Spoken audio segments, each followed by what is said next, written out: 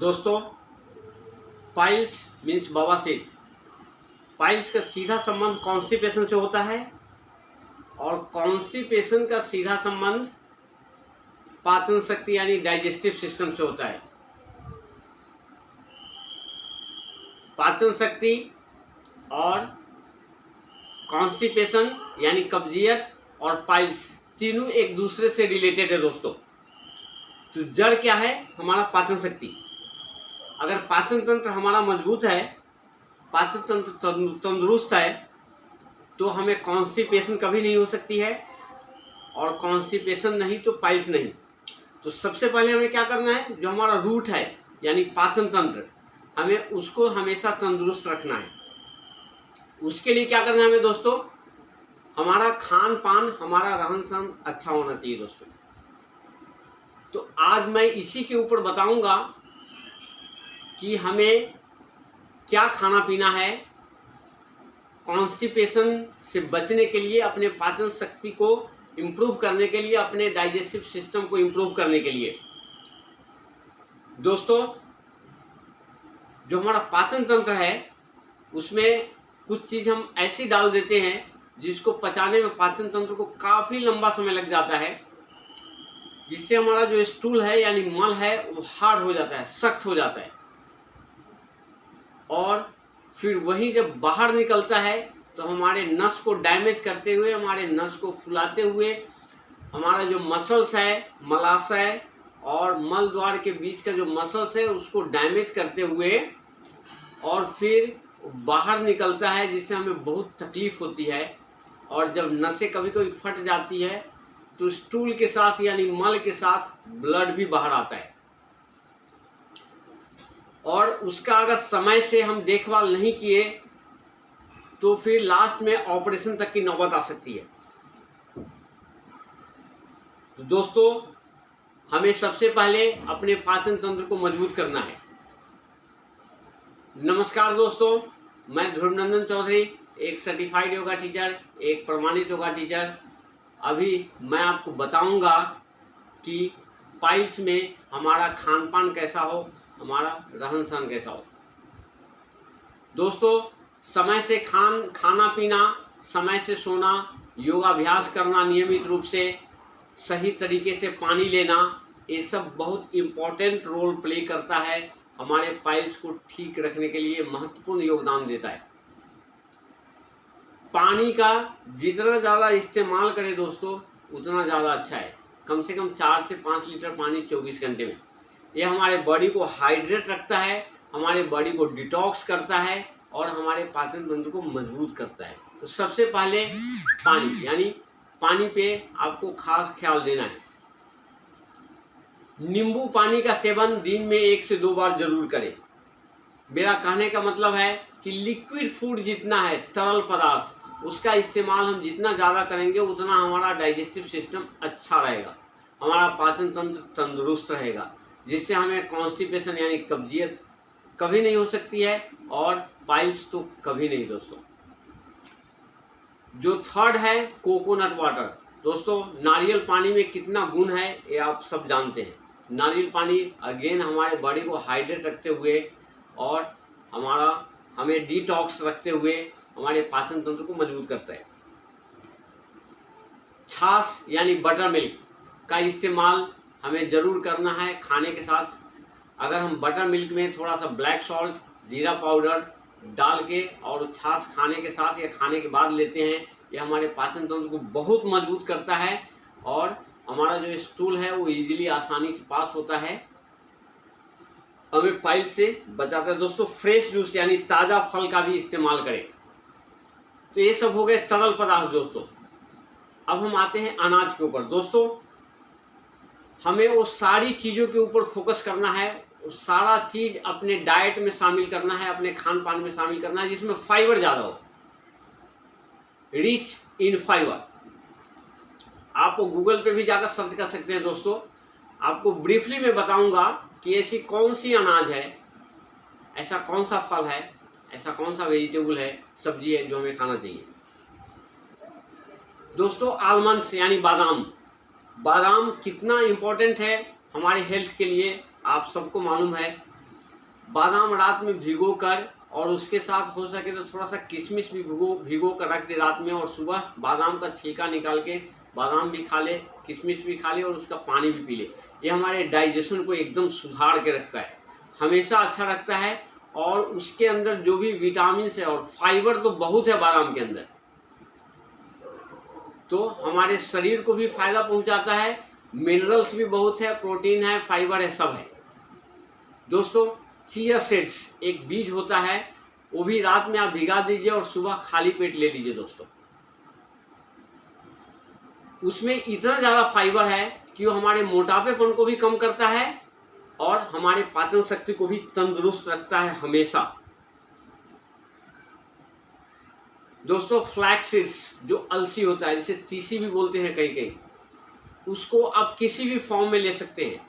उसको रोस्ट कर लीजिए, उसका पाउडर बना लीजिए, मेन कोर्स के साथ लीजिए, दही के साथ मिला खाइए, किसी न किसी रूप में 1-2 चम्मच रोज खाइए। उसके अंदर भी फाइबर की मात्रा बहुत ज़्यादा है, वो भी हमें मोटापेपन से भी बचाता है, हमारे पाचन तंत्र को भी मजबूत रखता है, जिससे हमारा कॉन्स्टिपेशन ठीक होता है, यानी कब्जियत ठीक रहता है, और पाइल्स से हमें तो बचाता ही है दोस्तों।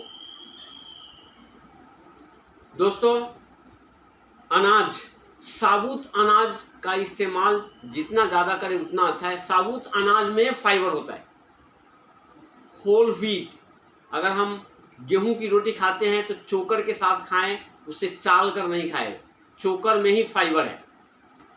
रागी हो गया, जवारी हो गया, बाजरी हो गया, इस सब का भी रोटी हमें खाना है जिसमें फाइबर बहुत रहता है। मटर यानी ग्रीन पीस में बहुत ज़्यादा मात्रा में फाइबर है, उसका इस्तेमाल हम कर सकते हैं। छोले यानी जो चिक पीस है, उसमें फाइबर बहुत है, उसका इस्तेमाल हम कर सकते हैं। राजमा यानी किडनी बीन्स, उसमें भरपूर मात्रा में फाइबर है।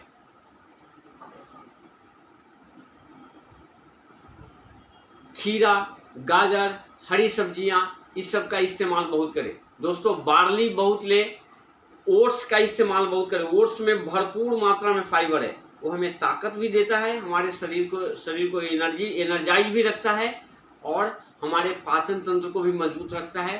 फाइबर तो उसमें है ही।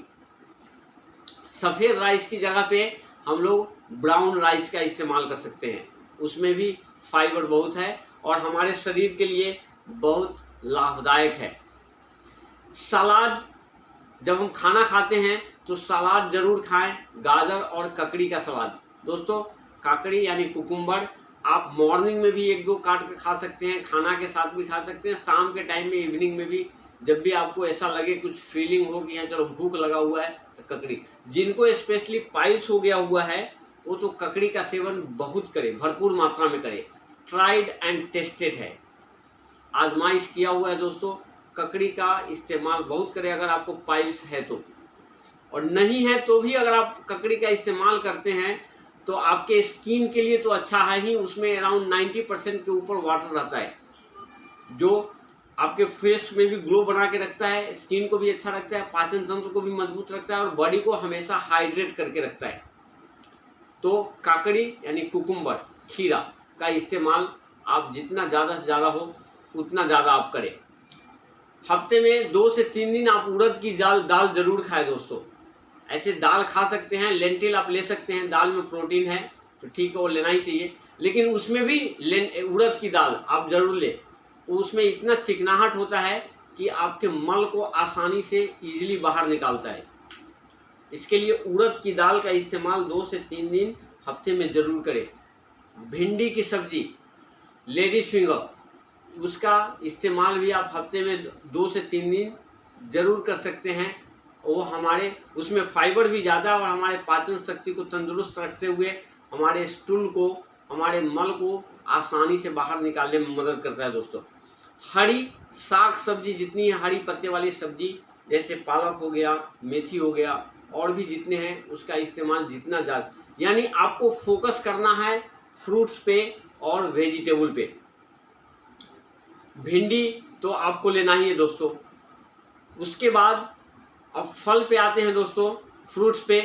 फ्रूट्स में अच्छा से पका हुआ केला, अच्छा से पका हुआ पपीता, ये 2 चीज़ का इस्तेमाल आप करें जिसमें फाइबर के साथ साथ उसमें और भी बहुत सारे तरह के तत्व पाए जाते हैं, न्यूट्रिशनल वैल्यू है बहुत ज़्यादा उसमें, जो हमारे शरीर में हमारे शरीर के लिए बहुत ही उपयोगी है दोस्तों।